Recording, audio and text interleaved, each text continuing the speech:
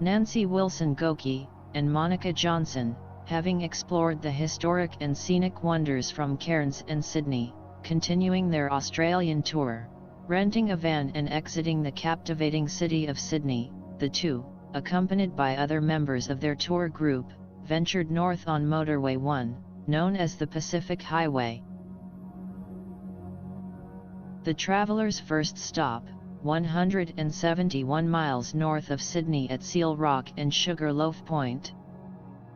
The Sugarloaf Point Lighthouse, sometime referred to as the Seal Rock Light, consisted of a mid-Victorian watchtower and a complex of living quarters.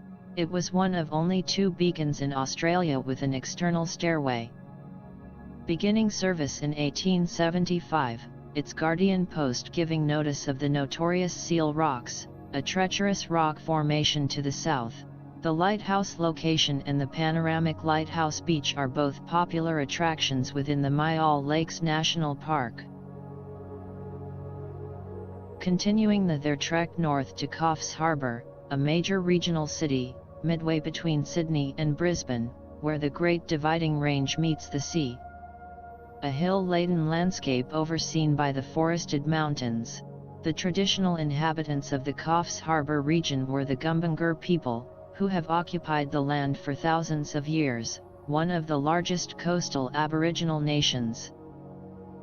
The visitors touring the harbour, viewing its entrance and visiting Muttonbird Island. Their day complete, the travellers checking in at the Pier Hotel.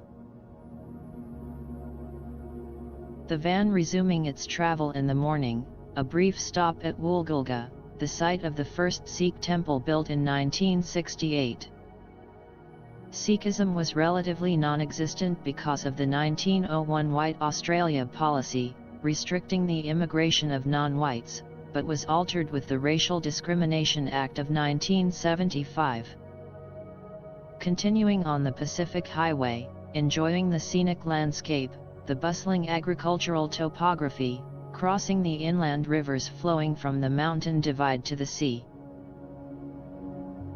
An arrival at Byron Bay, a stop to visit to Cape Byron, named by Captain James Cook when passing the area in May of 1770. Cook naming his discovery after John Byron, a fellow global circumnavigator of 1766. The group viewing the 1901 Cape Byron Lighthouse, its awareness overseeing the treacherous rocky outcrops of Cape Byron Point and entrance to Byron Bay. The group sojourning a scenic beach walk to an overlook displaying the most easterly point on the mainland, documenting their presence by posing for photos before resuming their travel north to once town of Coolangatta, the town now a suburb of Gold Coast. The city of Gold Coast was historically called South Coast, because it was south of Brisbane, but because of the inflated real estate prices and prosperous goods and services of the 50s. In 1958, South Coast name was changed to Gold Coast. Then in 59, the city formed an amalgamation with the towns of Coolangatta, Southport, and other coastal areas, its boundaries expanding to an incorporated area of 160 square miles, with 37 miles of imposing beach shoreline, making it the second largest city in Australia.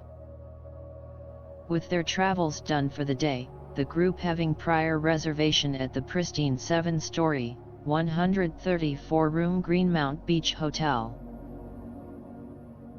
The sun rising on their third day, the group having scheduled a guided tour of the Currumbin Wildlife Sanctuary, the 10-member contingency boarding a Far Horizon Scenic Day tour van. The sanctuary was established by beekeeper and floriculturist Alex Griffiths in 1947, as a small-scale tourist venture, featuring guest interaction with a medium-sized vocal, an exceptionally colourful parrot native to Australia, the lorikeet. Griffiths adding a variety of other wildlife, everything from the native kangaroo and wallabies, to the emu, cassowaries, and the Australian canine dingo. It was not without the notorious dangerous crocodile, but included the human-friendly, docile cuddly koala bear. Griffith Stream blossoming into a renowned 44-acre wildlife and botanical garden, a display in which tourists could interact with the surroundings. The interaction and togetherness of a guided tour making for an unforgettable experience. A morning venture into the Gold Coast hinterland, a day-long tour of the Lamington National Park, and O'Reilly's Rainforest Retreat. The arriving group experiencing a spectacular view from the summit of Tamboring Mountain, then proceeding into the subtropical rainforest on the scenic and informative Nature's Walk. An Aussie barbecue lunch complementing both appetites, lunch, and the experience of communicating with the rainforest and the inhabitants of the wilderness. At O'Reilly's Rainforest Retreat, the tour able to get an up-close look at native plants, birds, and even the koalas. The retreat having an half-mile, 52-foot elevated treetop walk providing an aerial rainforest view of the scenic wonders. Returning from their day-long exploration, Nancy and Monica, opting to spend a quiet evening on the beach, and the sound of the cresting sea gently coming ashore. A late morning checkout and a leisure hour-long drive to Brisbane. A return of the rental van, Nancy and Monica having reservations at Dooley's, the Irish Hotel. The two taking advantage of an afternoon tour, once again venturing to a rainforest environment, this time to the Springbrook National Park. The southern cliffs in Springbrook are the remnants of the northern rim of the ancient Tweed volcano. Their circuit walk beginning with the view of the proclaimed Twin Falls. The park's rainforest and eucalypt, a result from the cliff-lined headwaters of the numerous rivers and creeks. The waterway flowing over the escarpment of the cliffs, providing 16 waterfalls seen in a relatively short distance in the plateau section of the park. It was Nancy and Monica's last day in Brisbane, the two deciding on a city tour, boarding a hop-on hop-off scenic tour bus, their first stop the Brisbane City Botanical Gardens. The two venturing on the walkway, discovering more than the flora. The Sir Thomas Brisbane Planetarium, named for the Governor of New South Wales from 1821 to 1825, who was an astronomer, and established the first observatory at Parramatta in 1822. Another stop at the Roma Street Parkland, the two amazed at that botanical habitat of Brisbane and the surrounding area. A change of venue, Nancy and Monica, boarding a Brisbane River scenic tour boat. The Brisbane River headwaters located in the Great Dividing Range east of the town of Kingaroy, winding its way 214 miles to its union with Moretu, and the sea.